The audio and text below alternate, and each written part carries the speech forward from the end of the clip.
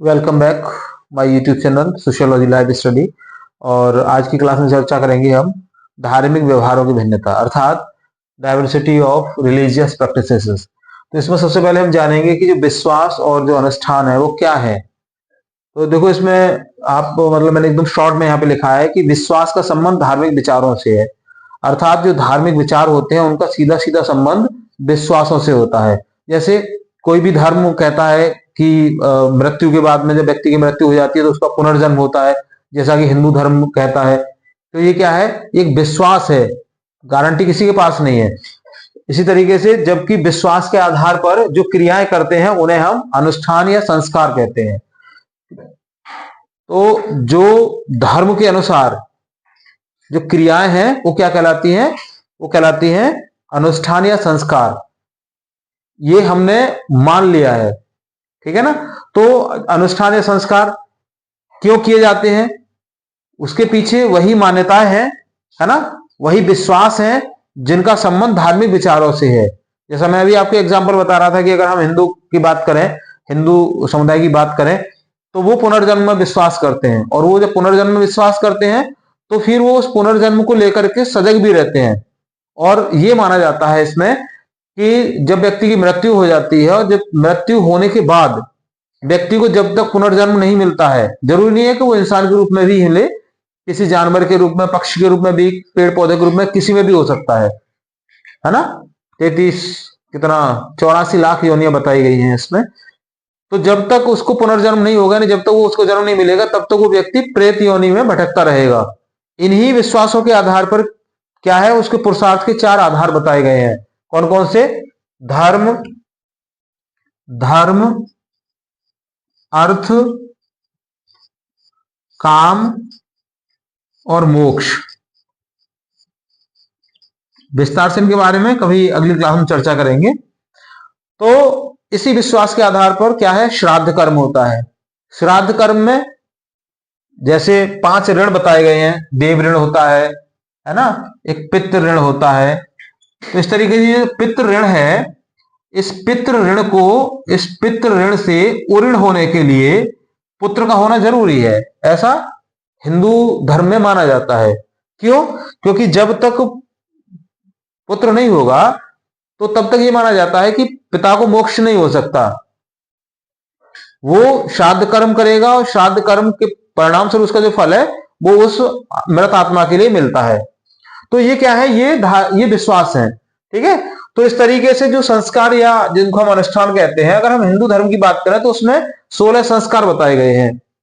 जैसे गर्भाधान संस्कार, पुंसवन, तीसरा है सीमंतोन्नयन, चौथा जाति कर्म, 5वां नामकरण, 6वां निष्क्रमण, 7वां अन्नप्राशन, 8वां चूड़ाकरण, है ना, 9वां कर्णवेद, 10वां उपनयन, 11वां विद्यारंभ, 12वां केशांत, 13वां समावर्तन, 14वां विवाह, और मृत्यु के बाद तक चलते रहते हैं।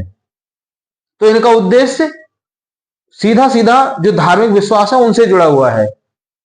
इसी तरीके से अगर हम मुस्लिम की बात करें तो जो मुस्लिम समुदाय है, मुस्लिम समाज है, उसमें उनके लिए 5 कर्तव्य बताए गए हैं। कौन कौन से? कलमा पढ़ना, नमाज पढ़ना, रोजा रखना, खैरात बांटना और हज करना। ये 5 जो कर्तव्य हैं ये हर मुस्लिम व्यक्ति के लिए अनिवार्य होते हैं। और अगर हम उनके अनुष्ठान की या जो संस्कार है उनकी बात करें तो वहां पर ये संस्कार होते हैं। एक होता है सातवां, एक होता है अकीका, तीसरा है चिल्ला, चौथा है बिस्मिल्लाह, 5वां है निकाह और 6ठा है मैयत। तो इस तरीके से 6 संस्कार वहां पर बताए गए हैं। अगर आप इनको हिंदू जो धर्म है उनके संस्कारों को आप देखेंगे और इनको देखेंगे तो थोड़ा सा अंतर आपको देखने के लिए मिलेगा, लेकिन कुछ संस्कार लगभग लगभग मिलते जुलते हैं।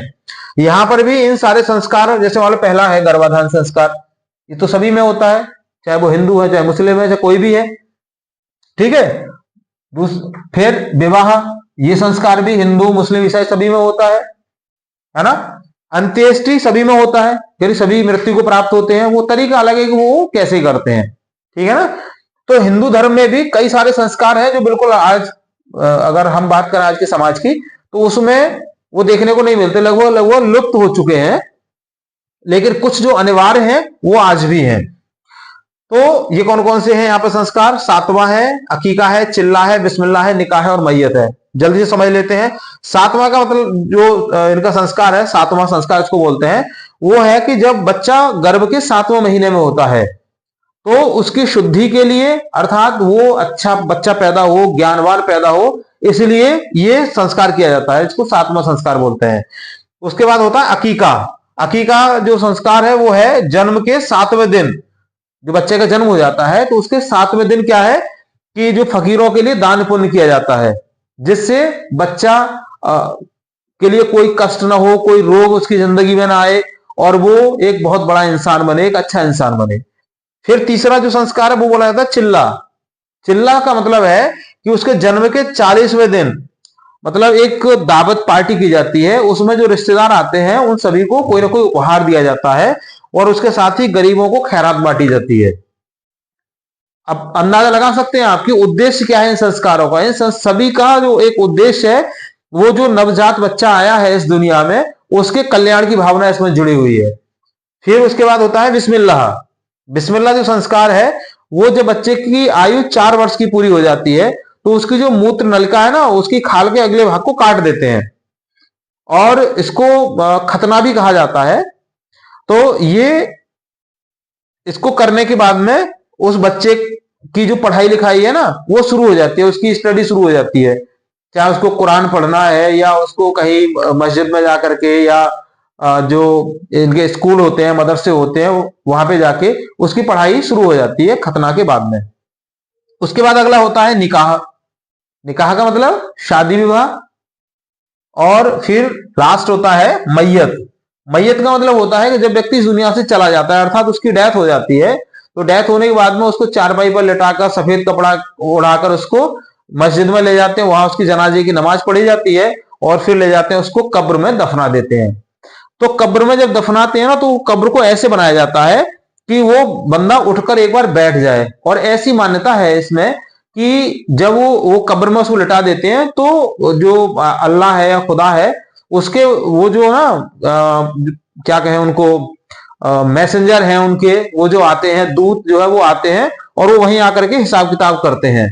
तो इसके साथ ही ये भी मान्यता है, ये भी एक विश्वास है, धार्मिक विश्वास है कि वो जो मतलब जब प्रलय होगी तो प्रलय के समय जितने भर ये दफनाए गए ना, ये सारे के सारे एक बार फिर जी उठेंगे। तो ये जो धार्मिक विश्वास हैं उन्हीं के विश्वासों के आधार पर जो क्रियाएं बनाई गई हैं उन्हीं को हम अनुष्ठान या संस्कार कहते हैं।